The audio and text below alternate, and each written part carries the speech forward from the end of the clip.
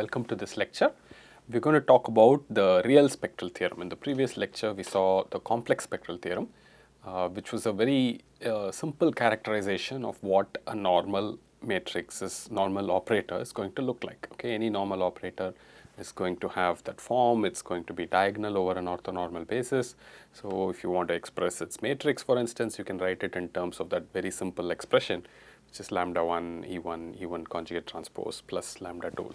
Okay, so we saw that very easy and simple result, a couple of illustrations of that as well.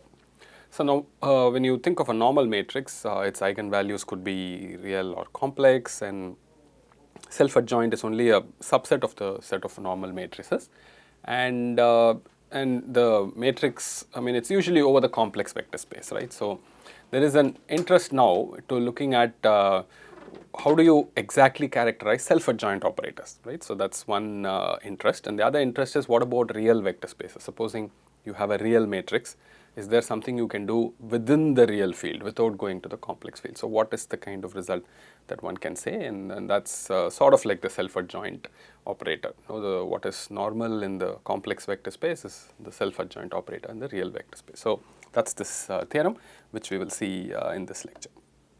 Okay, quick recap. I think I mentioned the recap earlier.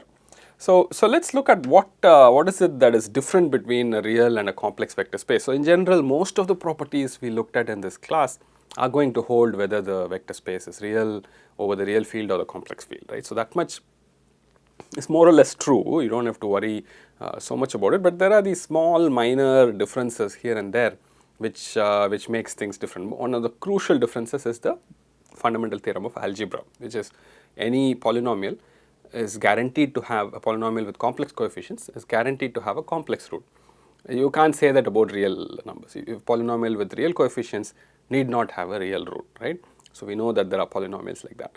So that makes some changes introduces some differences when you talk about eigenvalues and all that. But there are also a few other subtle differences. I thought I'll make a small list of what is out there. So when we studied linear maps and fundamental theorem of linear maps and all that, there's absolutely no difference. Everything held for, every result we derive held for both, whether the vector space was for the real field or a complex field, there's no problem. But when we went to fundamental subspaces, some fundamental spaces of a matrix and all that, there was this subtle little result how, for a real matrix, the row space became orthogonal to the null space. For the complex, it's not exactly that. It's the conjugate row space which becomes orthogonal to the null space, right? So that's some minor differences there. That's primarily because the inner product is different. The inner product in real space is just the dot product. Inner product in the complex space is the conjugate dot product. So which makes a big difference there.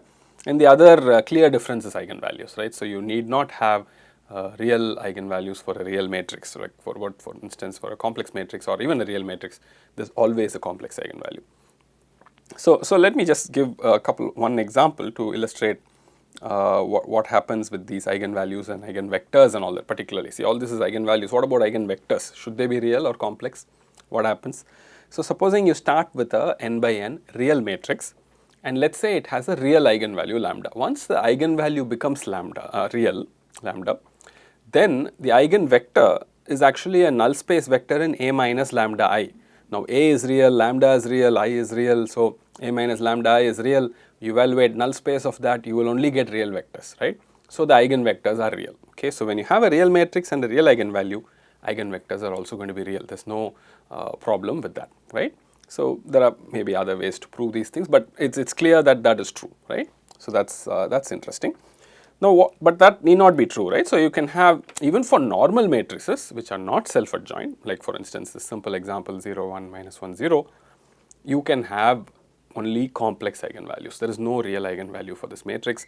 There are two complex eigenvalues, I minus I, and once the eigenvalue itself goes complex, even for a real matrix, the eigenvectors are going to be complex, right? So otherwise it won't make sense, right?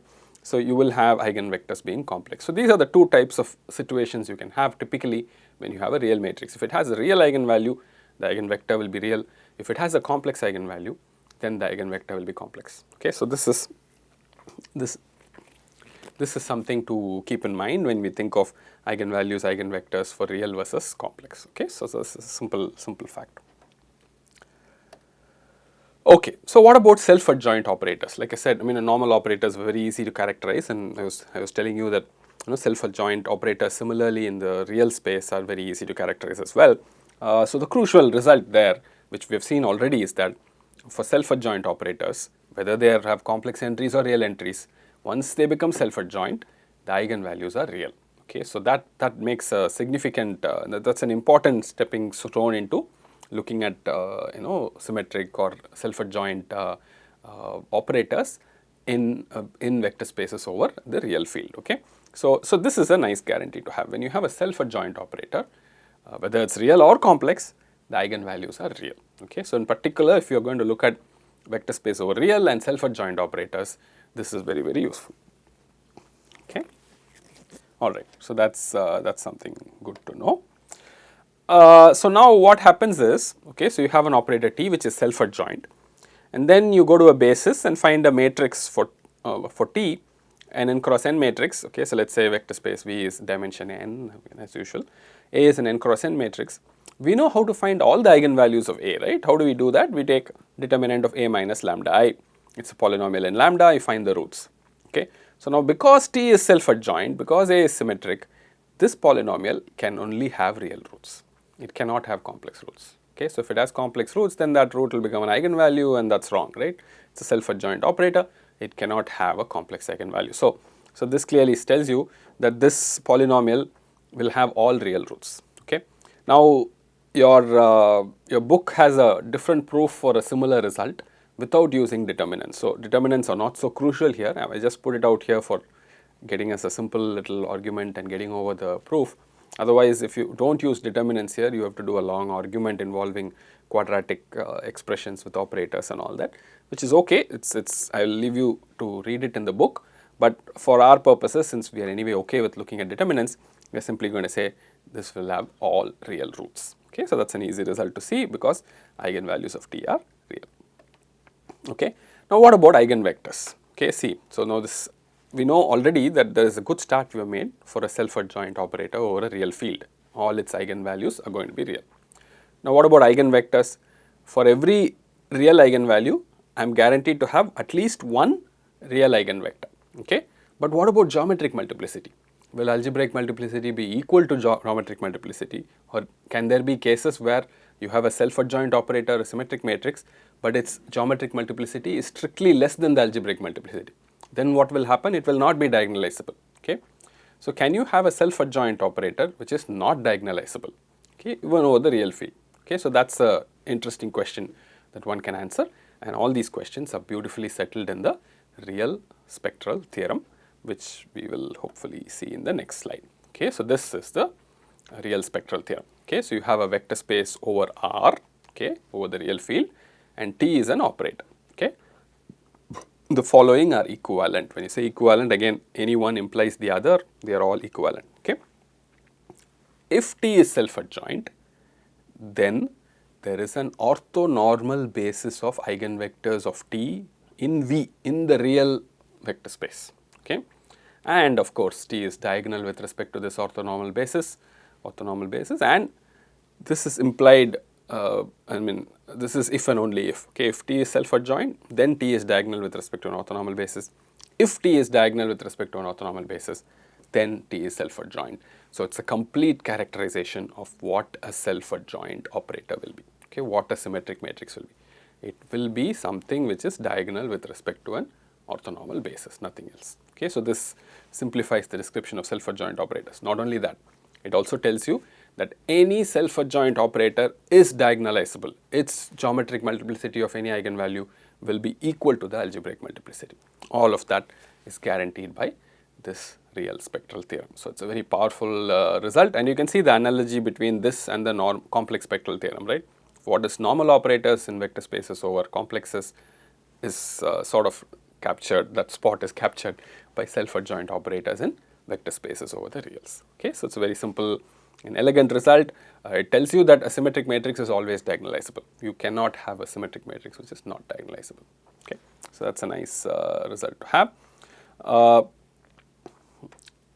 It's a couple of points. I mean, a lot of people get confused by this, so I'll re-emphasize that.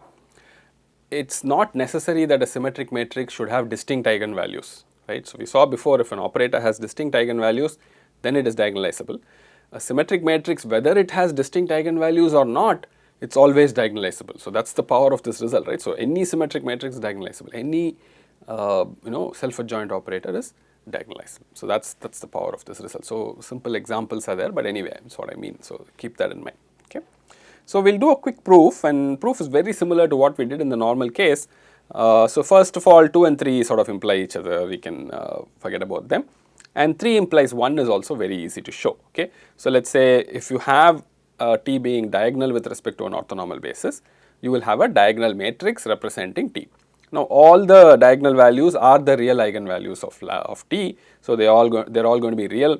So, if you take conjugate transpose of D, you will get D itself, okay, which is again real. So, T becomes self-adjoint. Okay. So, to show that T is self-adjoint if it has a diagonal matrix with respect to an orthonormal basis is easy. Okay. So, this part is easy. It is very similar to what we did in the normal case. Okay. So, in this case, because D is diagonal and real, the conjugate simply becomes equal to itself. Okay. So, in the previous case, the normal case, we only had commuting because it could be complex, right. So, normal we do not know eigenvalues are real. Here the eigenvalues are real, so it becomes equal, okay, when you take conjugate transpose. Okay. So, that is good. So, a slightly non-trivial result is 1 implies 3. Okay. So, same thing in the complex spectral theorem as well.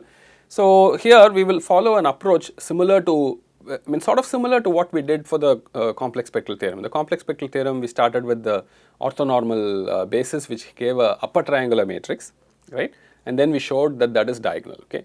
So, here also we will do something very similar, but instead of just invoking Shor's lemma or Shor's theorem, which we can't because that really works for complex spaces. So, here we are in real space. So, we will just sort of rederive it slowly step by step. If you remember the proof of Shor's theorem, the orthonormal basis, you start with one eigenvalue and then start going step by step from that. So, something like that we will do here.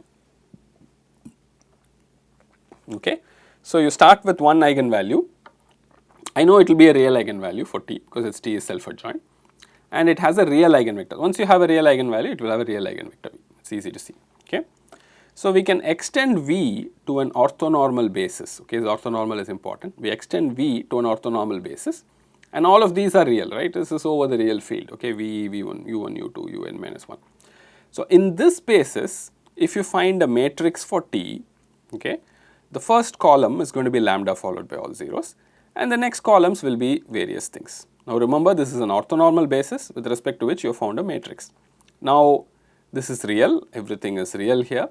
So, T is self-adjoint, so A has to be equal to A transpose.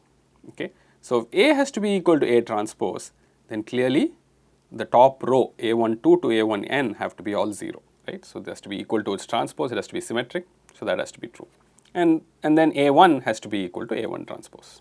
Right. So, this sub matrix here, the n minus 1 by n minus 1 sub matrix here has to become self-adjoint or symmetric in some sense, right. So, these are the simple facts you get just by going to this. So, previously we could not conclude, so when we did not have an orthonormal basis and when we did not have a self-adjoint operator, we could not conclude these things were 0. We had to live with them, I had to define some other operator when I moved to the n minus 1 by n minus 1.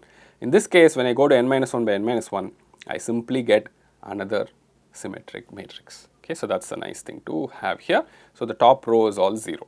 Okay. So, notice how the upper triangular is slowly becoming diagonal. Okay. So, once I come to A1, you notice, right, this A1 represents the self-adjoint operator from U1 minus 1. So, what is this? So, when I say from this, I mean really from span of this to span of this. Okay. The span is sort of left out there.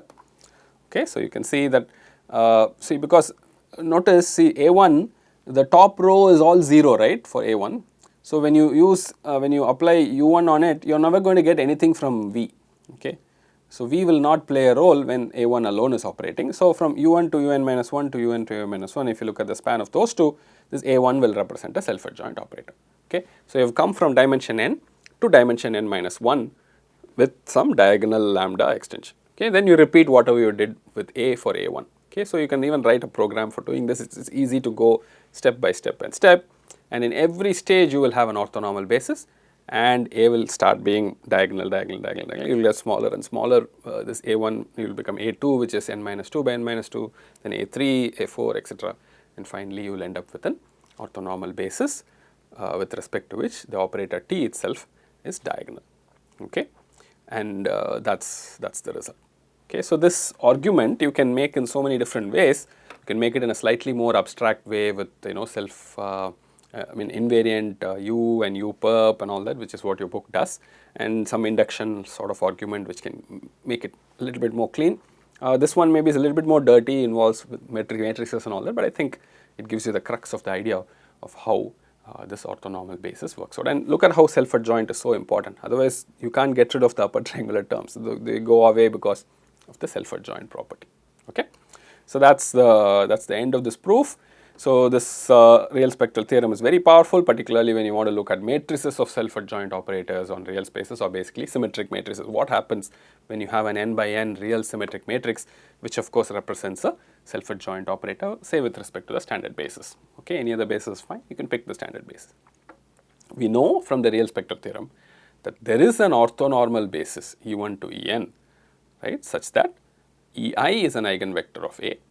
Ei is lambda I is real, so I forgot to put the I here, lambda I Ei, okay, and A itself becomes lambda 1 E1 transpose C, because it becomes diagonal, right. A becomes diagonal with respect to this orthonormal basis, and once it becomes diagonal, A can be written in this form, lambda 1 E1 transpose conjugate plus so on till lambda n En transpose conjugate. This is similar to the complex spectral theorem, the way we did it. So this is a form for any n by n real symmetric matrix, and that really simplifies things quite a bit here. You take any orthonormal basis, pick any lambda of your choice, you multiply, do a linear combination like this.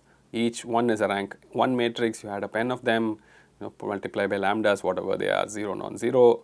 They all have to be real though, right? Then you get a symmetric matrix. Any symmetric matrix can be decomposed like this. Anything you form like this is a symmetric matrix. So that's what is, it's sort of easy to see one way. The other way maybe is a little bit tricky. So that is the symmetric matrix and the real spectral theorem. Here you can see an example. This example is from your book. It's a very clean example. You have a matrix here and it has 3 distinct eigenvalues. It need not be distinct. This is an example of 3 distinct. It could be that 2 of the eigenvalues are the same, but still they are diagonalizable. You will get a orthonormal basis with respect to which A is diagonal, and you can write it like this. This form is something that I like. You will see it has a powerful use. Okay. All right. So that's good. That takes care of the example. Okay.